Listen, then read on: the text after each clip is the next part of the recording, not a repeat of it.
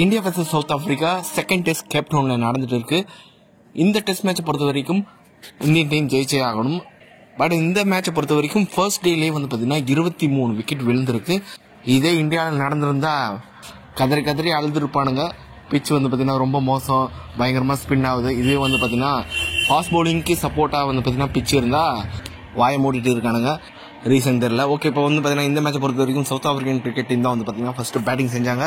South African டீமை பொறுத்த வரைக்கும் 55 ரன்ல வந்து பார்த்தீங்கன்னா ஆல் அவுட் ஆயிட்டாங்க. இந்த ஒரு ஸ்கோரை பார்த்தோன்னே நம்மளுக்கு ஒரு டீம் ஞாபகம் வரும். சரி, வேணா விடுங்க. சவுத் ஆப்பிரிக்காவை பொறுத்த வரைக்கும் அதிகபட்சமாக வந்து பார்த்தீங்கன்னா வெரையனே அவர் ஒரு 15 ரன் அடிச்சிருக்காரு. மற்றபடி வந்து பார்த்தீங்கன்னா மெட்டிங்கம் ஒரு 12 ரன் அடிச்சிருக்காரு. மற்றபடி வந்து பார்த்தீங்கன்னா எல்லாம் சிங்கிள் டிஜிட்டில் வந்து பார்த்தீங்கன்னா ஆல் அவுட் ஆயிட்டாங்க. இந்தியன் டீமை பொறுத்த வரைக்கும் முகமது சிராஜ் ஒரு 6 பும்ரா வந்து பார்த்தீங்கன்னா ஒரு 2 விக்கெட், அதுக்கப்புறம் முகேஷ் குமார் ஒரு 2 விக்கெட், பிரசித் கிருஷ்ணா இந்த மேட்ச்ல வந்து பார்த்தீங்கன்னா விக்கெட் கிடைக்கல. அப்படியே இந்தியன் டீம் பக்கம் வந்தோம்னா எஸ்எஸ்வி ஜெய்ஸ்வால் டக் அவுட்டு, அதுக்கப்புறம் ரோஹித் சர்மாவும் சுப்மன் கில்லும் ஓரளவுக்கு நல்லா விளையாடினாங்க. 39 ரன் ரோஹித் சர்மா அடிச்சிருந்தாரு. சுப்மன் கில் 36 ரன் அடிச்சிருந்தாரு. விராட் கோலி ஒரு 46. ரோஹித் சர்மா சுப்மன் கில் அவுட் ஆனோடனே வந்து பார்த்தீங்கன்னா ஸ்ரேயஸ் ஐயர் வந்தார் அவுட், கேஎல் ராகுல் வந்தார் வந்து பார்த்தீங்கன்னா 8 ரன்ல அவுட். அதுக்கப்புறம் தொடர்ச்சியாக வந்து பார்த்தீங்கன்னா 1 2 3 4 5 டக் அவுட் வந்து பார்த்தீங்கன்னா ஆயிருக்காங்க. அதுவும் வந்து பார்த்தீங்கன்னா 153 அப்படின்ற ஒரு ஸ்கோர்ல 4 விக்கெட்ல இருந்தாங்க. அதே 153ல வந்து பார்த்தீங்கன்னா ஆல் அவுட் ஆயிருக்காங்க. அதுவும் 2 ஓவர்ல, அதாவது 11 பால்ல வந்து பார்த்தீங்கன்னா ஆல் அவுட் ஆயிருக்காங்க. அப்படின்ற போது பிச்சில் குறையா இல்லை நம்ம பேட்ஸ்மேன் சரியா விளையாடலையா அப்படின்றது தான் தெரியல. இந்தியன் டீமை பொறுத்த வரைக்கும் விராட் கோலி 46 ரன் அடிச்சிருந்தாரு. சுப்மன் கில் ஒரு 36, ரோஹித் சர்மா ஒரு 39. சவுத் ஆப்பிரிக்கன் டீமை பொறுத்த வரைக்கும் ரபாடா ஒரு 3 விக்கெட், லுங்கி இங்கிடி ஒரு 3 விக்கெட், நாண்ட்ரே பர்க் ஒரு 3 விக்கெட் எடுத்திருந்தாரு.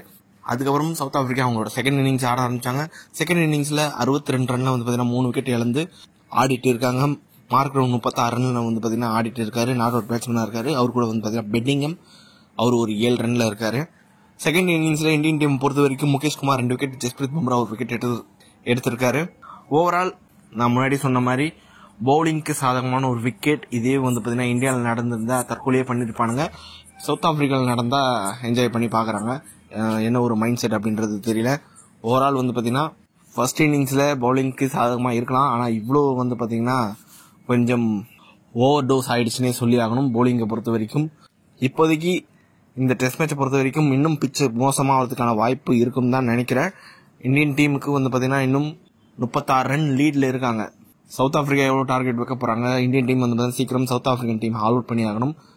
எவ்வளோ கம்மி ரனுக்கு south African team all out பண்றாங்களோ அந்த அளவுக்கு வந்து பார்த்தீங்கன்னா இந்தியன் டீமுக்கு நல்லது. ஈஸியாக வந்து பார்த்தீங்கன்னா செகண்ட் டேயே ரிசல்ட் தெரிஞ்சிடும் நினைக்கிறேன். இந்த டெஸ்ட் மேட்சை பொறுத்த வரைக்கும் ஃபர்ஸ்ட் டெஸ்ட் வந்து பார்த்தீங்கன்னா 3 நாளே முடிஞ்சுது. இப்போ செகண்ட் டெஸ்ட் 2 நாளே முடியறதுக்கான வாய்ப்பு இருக்கு. வெயிட் பண்ணி பார்க்கலாம். இந்த ஒரு டெஸ்ட் மேட்சை பொறுத்த வரைக்கும் யார் ஜெயிப்பாங்க அப்படின்றது வந்து கமெண்ட் பாக்ஸ்ல டைப் பண்ணுங்க. இந்த வீடியோ பிடிச்சிருந்தா லைக் பண்ணுங்க, ஷேர் பண்ணுங்க, நம்ம சேனல் மறக்காம சப்ஸ்கிரைப் பண்ணி வச்சுக்கோங்க.